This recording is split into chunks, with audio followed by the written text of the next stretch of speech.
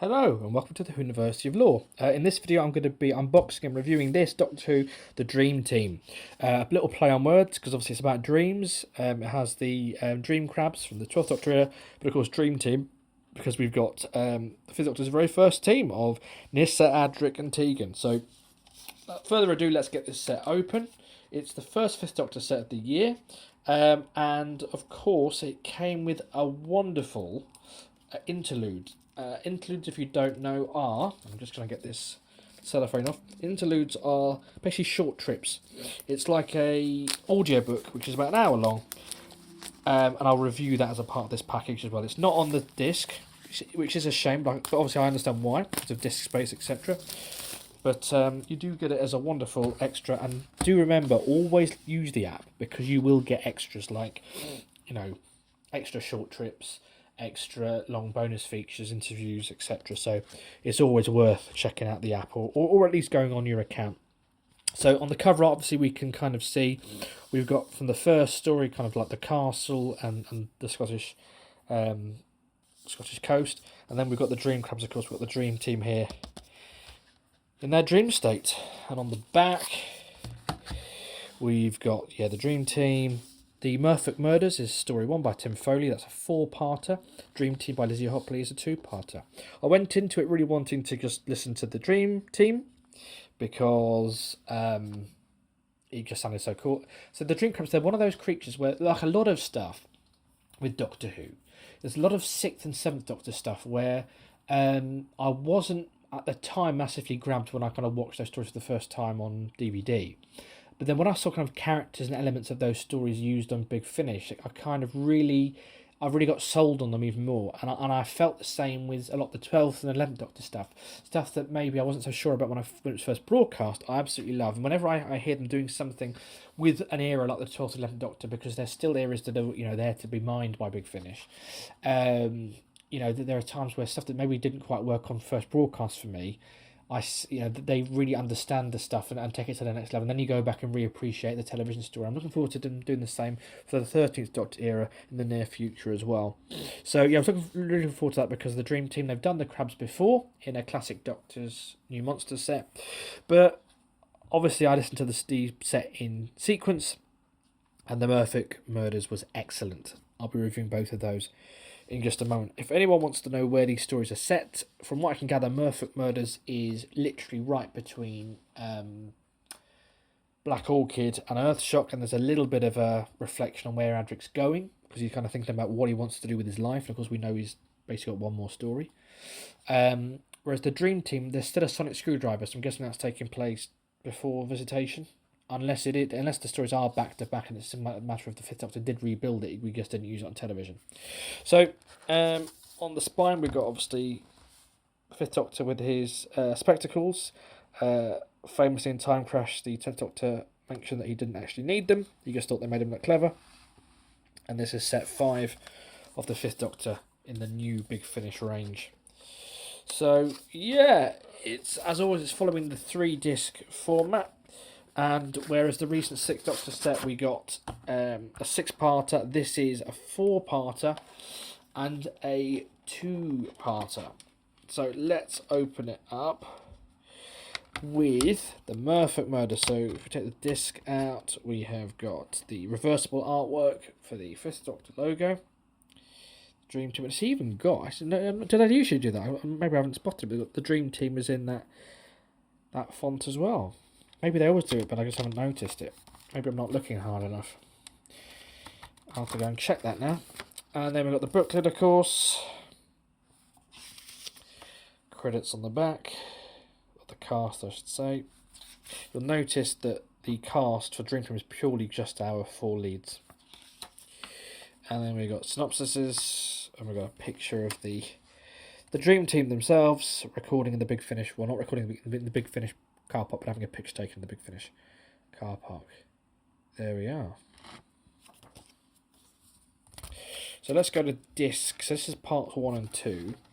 Let's go to disc 2, which is Murphic Murders parts 3 and 4.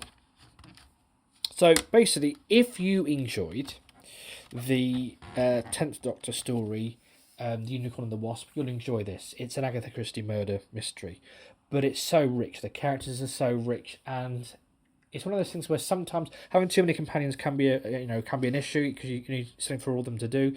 There really is something for all of them to do because it's a murder mystery. There's all these suspects, and all the suspects kind of have a connection somehow with the characters. And Adric kind of finds a fellow mathematician, and he kind of wonders whether academic life is for him. And of course, the tragedy is we know that he's never going to get the chance to leave the Doctor because he's going to end up in the next story potentially. Meeting his fate with the Cybermen. And actually on that, I will mention the interlude now. The interlude is a Turlough story, because obviously we're not getting a Turlough story in this set, but nevertheless it's a Turlough story. It's wonderful. It's read by Dan Starkey, who does an excellent Peter Davison impression, because I find he's the hardest Doctor to do, and he does him perfectly. He does a great Tegan, he does a great Turlough. He just gets... He's giving a performance. I mean, he's an actor, isn't he, Dan Stark? He's giving a performance. He's not just doing an impression. He's giving a performance. You really feel them saying these lines. It's a great story. It's one of those things where the second Doctor, I find, always the tricky thing with the second Doctor is you kind of define him on his last story, which is when we find out about the Time Lords, and he says that he ran away. So you kind of define the second Doctor on the fact that he's the one who the Time was caught up with. But of course, it's just the final story. So unless you're doing Beyond War Games, there's been a couple of big finishes where they've kind of had him brush past with the Time Lords, and there's always a kind of clever way why it works with the War Games. But as a whole, they can't do too much of that because it's not the way it would be if you do it that early in the timeline. And it's the same with Turlough. There was so much rich character building in his last story about who he is and where he comes from. And there's been a few big finishes where they've kind of, again, like the second Doctor, they've found a way of including that without changing the fact that the Doctor doesn't know. And in this interlude, we get just that. We find out, it very much links to his past, and it links to his first story and his last story. It's a really rich Turlough story. But there is a great line in it, actually, where Turlough basically, as a character, he's someone who very much will put himself and his own needs first, and he's very worried about his own safety in this story. And he mentions the fact that it's clearly not safe on the TARDIS because the bedroom that he sleeps in was Adric's room, and Adric is no longer here, and it proves that life with the Doctor isn't safe. And Tegan takes offence because, of course, she, in her words, I knew that boy. I knew the boy that you're talking about. I thought that was a lovely character beat, which I don't think we've ever really had before. Turlough's cowardice kind of being used to kind of he's using Adric's death to justify his own cowardice, and Tegan isn't having it. It was a lovely character beat in the story. So that's an interlude in my review. My interlude is my review of the interlude. There we go. So yeah, it came together really well, the Murphy Murders. Again, it's just one of those things where there's lots of really well-written characters, really well played. And there's also a little subtle hint to an upcoming Fourth Doctor set. So it's mentioned that there's a reference to, it's kind of a sequel to a Fourth Doctor story that hasn't come out yet, but a very loose sequel. You clearly, it hasn't come out yet, you clearly don't have to listen to both. But it gives us a little clue, and I will speculate here, that it looks like we're getting a Fourth Doctor and Sarah Jane box set coming out, which will be the first ever time we've had Sarah Jane, I think, in a proper series of Fourth Doctor adventures. She was meant to be in Series 2. Unfortunately, we lost to the amazing Elizabeth Sladen, but she was meant to be in Series 2. We then, of course, got Romana, the first Romana, but it'd be nice to finally get that played by Sadie Miller. We've had a few specials with them in, but this is going to be a full series, it looks like.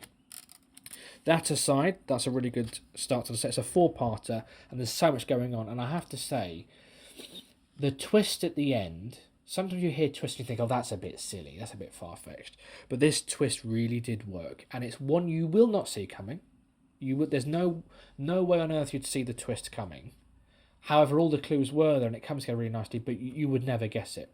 And I've never had that before, where you literally would... It's either you did guess it, or you never guess it because it's ridiculous. This, you never guess it, but it's not ridiculous. So let me know your thoughts if you know the twist I'm on about. And then finally, we've got the Dream Team. Let's just take the disc out. We have got, the most recent sets, the 40 sets, and then In the Night and Conflicts of Interest from 2023. So the Dream Team is one of those, dream within a dream sets. We kind of reflect on the nature of existence is very philosophical, the nature of whether we're awake. How do you know you're awake?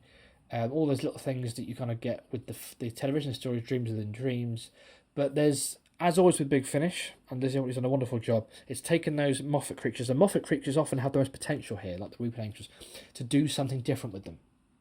Because a lot of the time with characters, with monsters, they're kind of very much two-dimensional, or, they've got big fangs, or they're tall, or they're scary, there's just something about them. With a Moffat creation, there's always something psychological. There's always there's always rules to the character, whether it's the silence, whether it's Weeping Angels, and whether it's here the Dream Crabs. There's always rules to those characters, and they've taken the rules here, and again they've done something a little bit different with it. And there's a great new monster at the end. I thought it was going to be the Zaros, but it wasn't. But I don't think they were real anyway, were they? From Infamy of the Zaros. Anyway, that aside.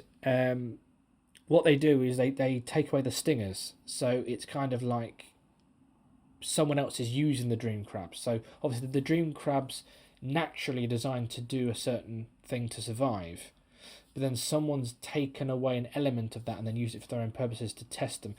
There was a bit of a War Games vibe because it's preparing for battle, and I did wonder whether it might have been the Warlord or something behind it, because it did have that. It was going that way at times, but it was great to actually have a really coherent story whereby the Dream Crabs were really central, whilst at the same time really using them to the, it was what you'd expect from a Dream Crab story. It was using all their potential. What you'd expect is having the dreams within dreams, but at the same time there was a coherent, something new, a new, different story in there. And of course it's carried brilliantly by the core four actors. It's just those four. Of course, Tegan plays her mum. We get little bits of backstory about that as well, about insight into the character through their dreams. So yeah, really great set all in all. What did you think? Did you pick up the Dream Team? Do let me know in the comments below. As always, don't forget to like and subscribe. I look forward to speaking to you soon.